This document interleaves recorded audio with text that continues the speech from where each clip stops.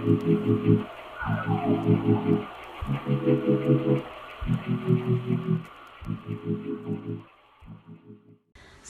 warahmatullahi wabarakatuh. Hello everyone, welcome back to our YouTube channel. So today in this video we are going to discuss about buying and selling on credit with agree argument with me Nur Aini Azizatu Uljana. So yeah, but before that I'm truly sorry because there are several texts that are small, so but don't worry, I provide subtitles. So yeah, take a listen carefully. If it's necessary, you can zoom in the video. So without any further ado, let's go. So today we have two agendas. The first one is the definition of buying and selling on credit, and the second one is the legal basis of buying and selling on credit. Buying and selling in Indonesian language come from two words, namely buying atau beli and selling atau menjual. What is meant by buying and selling is trading, selling, and buying goods. Meanwhile, the terms buying and selling, according to Arabic, is al-bay', which means to exchange. The word al-bay' sometimes used to mean the opposite, namely ashira, or to buy. Thus, the word al-bay' means both selling and being able to buy at the same time. The definition of buying and selling according to Sharia business is the exchange of goods between two or more people on a consensual basis to own each other. By buying and selling, the seller has the right to legally own money. The buyer has the right to own the goods he receives from the seller. While the term credit, which in Arabic is called taqsid, is a term commonly used in everyday language, which is defined as a loan of money. In addition, credit can also be interpreted as payment in installments in a sale and purchase agreement. The word credit can also be interpreted as the provision of achievement, for example, money and goods, while rewards from achievements that will occur in the future. In the business world, the word credit is defined as the ability to borrow money or the ability to enter into trade transactions or obtain delivery of goods or services with an agreement to pay them later. So, from both definition of buying and selling and definition of credit, we come to a conclusion that buying and selling credit is selling something with delayed payment by providing installments in certain amount at certain time, more expensive than the cash price. And there are two types of buying and selling on credit. The first one is buying and selling credit, where goods sold on credit have the same price if they are sold using a cash payment system. This means that goods that are traded have the same price value, whether they are sold using a credit or cash payment system. And the second one, credit buying and selling, where goods are bought and sold on credit are more expensive than cash payment. In terms of the form of payments, some are made at once when it arrives at the stipulated time, and some are made in installments according to the time and amount of payment agreed upon. Before we jump over to the next slide, there are some legal basis of buying and selling on credit from Dalil of Quran, Dalil of Hadith, Dalil of Ijma, Dalil from Qiyas, and Ulama opinions. The first legal base came from dalils from Quran. The Jumhur of fiqh experts who allow it, such as Hanafi, Shafi'i, Zaid bin Ali, Al-Mu'ayyad Billah schools, state that the buying and selling for which the payment is deferred and there is an increase in the price from the seller because the suspension is valid. This came from verse 282 of Al-Baqarah. Bismillahirrahmanirrahim. يا أيها الذين آمنوا إذا تداينتم بدين إلى أجل مسمى فاكتبوه.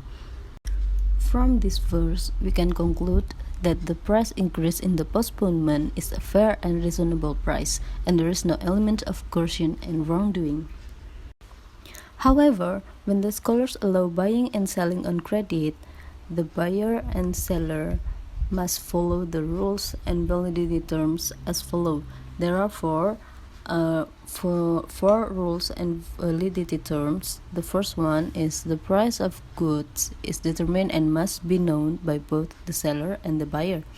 The second one is the installment payment is agreed upon by both parties and the payment period is limited to avoid the practice of bai agoror or fraudulent business. The third one, the original price that has been mutually agreed upon may not be increased because the repayment exceeds the stipulated time, because it can fall into the practice of usury. And the last one, a seller must not exploit the needs of the buyer by raising the price too high above the prevailing market price, so as not to fall into the category of bai mudrar, forced buying and selling, which was condemned by the Prophet. The second verse is from Surah An-Nisa, verse number 29. Bismillahirrahmanirrahim. يا أيها الذين آمنوا لا تأكلوا أموالكم بينكم بالباطل إلا أن تكون تجارة عن تراض منكم. So the generality of this verse includes buying and selling of cash and credit. While buying and selling of credit is consensual, it is included in what is allowed in this verse. The next legal basis came from dalils from hadith. So the first one is narrated by Bukhari number 2241 and Muslim 1604, which means, from Abdullah bin Abbas said, the Messenger of Allah came to the city of Medina, and at that time the people of Medina were buying and selling fruit by way of salam within a period of 1 or 2 years. So he said, whoever is buying and selling salam, then let it be in clear quantities, clear scales, until a clear time. From this verse, from this hadith, Allah allows the sale and purchase of salam as long as the measurement and scale and the time of payment are clear, whereas usually in buying and selling salam, there is less money to buy than if you buy something directly. So it is the same with buying and selling credit, which is the opposite, namely goods before and money later, even though it is more than the cash price. The second hadith narrated by Bukhari and Muslim as well, which means, dari Aisyah berkata, sesungguhnya Barirah datang kepadanya minta tolong untuk pelunasan tebusannya, sedangkan dia belum membayarnya sama sekali. Maka Aisyah berkata padanya, pulanglah ke keluargamu kalau mereka ingin agar saya bayar tebusanmu, namun walakmu menjadi milikku, maka akan saya lakukan. Maka Barirah menyebutkan hal ini pada mereka, namun mereka enggan melakukannya. Malah mereka berkata, kalau Aisyah berkehendak untuk membebaskanmu dengan hanya mengharapkan pahala saja, maka bisa saja dia lakukan, namun walakmu tetap pada kami. Maka Aisyah pun menyebutkan hal ini pada Rasulullah dan beliau pun bersabda, belilah dia dan merdekakanlah, karena walak itu kepunyaan yang memerdekakan. Dalam sebuah riwayat yang lain, Barirah berkata, saya menebus diriku dengan membayar 9 uqiyah setiap tahun. Setiap tahun saya membayar 1 uqiyah. From this dalil, it is clear that Barirah paid for it by crediting because he paid 9 uqiyah, which were paid for 9 years, 1 year as much as 1 uqiyah. Some of the scholars claim that it is permissible for buying and selling with credit at a price difference is the agreement of the scholars. Among them are Syekh bin Baz. Syekh Abdul Aziz bin Baz rahimahullah ketika ditanya tentang hukum membeli sekarung gula dan semisalnya dengan harga 150 rial pada sampai suatu waktu dengan kredit dan senilai 100 rial secara kontan, maka beliau menjawab, sesungguhnya muamalah ini tidaklah mengapa, karena menjual secara kontan berbeda dari menjual secara kredit. dan kaum muslimin terus-menerus melakukan muamalah seperti ini. Ini adalah ijma atau kesepakatan dari mereka tentang bolehnya, dan telah syadz atau ganjil atau bersendirian sebagian ulama bila ia melarang adanya tambahan disebabkan karena tambahan waktu sehingga ia menyangkal hal tersebut adalah bagian dari riba. Ini adalah pendapat tidak ada sisinya, bahkan tidaklah termasuk riba sama sekali karena seorang pedagang ketika ia menjual barang sampai suatu waktu dengan kredit, ia menyetujui adanya penangguhan hanyalah karena ia mengambil manfaat dengan tambahan harga dan si pembeli rela adanya tambahan karena ada pengunduran dan karena ketidakmampuannya untuk menyerahkan harga secara kontan. Maka keduanya mengambil manfaat dengan muamalah ini dan telah sabit atau pasti dari Nabi SAW sesuatu yang menunjukkan bolehnya hal tersebut. The second one from Syekhul Islam Ibnu Taimiyah rahimahullah. Beliau ditanya tentang seorang lelaki yang memiliki seekor kuda yang dia beli dengan harga 180 dirham. Lalu seseorang memintanya dengan harga 300 dirham dalam jangka waktu 3 bulan. Apakah hal tersebut halal baginya? Beliau menjawab, Alhamdulillah, apabila ia membelinya untuk diambil manfaatnya atau untuk ia perdagangkan, maka tidaklah mengapa menjualnya sampai suatu waktu dengan kredit. Akan tetapi, janganlah ia mengambil keuntungan dari orang yang butuh kecuali dengan keuntungan yang wajar. Jangan ia menambah harga karena daruratnya.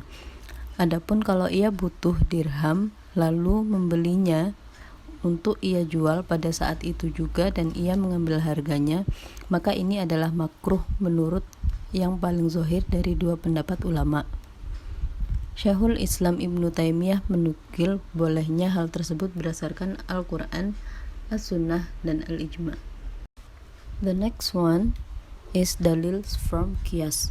As has passed, the sale and purchase of credit are associated with the sale and purchase of salam, which the Messenger of Allah SWT expressly allowed, because there is a similarity, namely both are delayed. It's just that the sale and purchase of salam for goods are delayed, while credit, the money is delayed. Also, in buying and selling of salam, it is not the same as the cash price, such as credit. Only the difference is that salam are cheaper, while credit is more expensive. Last but not least is the ulama opinions. The ulama fatwa regarding the buying and selling of credits. This is an excerpt from the opinion of the jurist schools of four as well as the contemporary scholars on this issue. There are four opinions. The first one is Hanafiyah Fiqh. Prices can be increased due to time delays. Cash selling with credit cannot be equated because what is now is more valuable than what is not there. Cash payments are better than term payments. From Malikiyah Fiqh, said Imam Ash-Shatibi, the delay of one of the means of exchange can cause an increase in prices, while Imam Az-Zarqani emphasized, because the cycle of time does have a share of value, a little or a lot, of course it's different the value. While from Fiqh Syafi'iyah, if someone buys something with a delayed payment, there is no need to be told the cash price because the delay in payment has its value. From the Hanbali Fiqh opinion, they bring up an example about buying a car by credit. If you sell the car on a credit system, it is done at a clear price until a clear time, which is not added to the price. If you pay more than the specified time limit, then the transaction is valid. So that's all my presentation for this topic. Thanks for your attention and see you on our next video. Wassalamualaikum warahmatullahi wabarakatuh.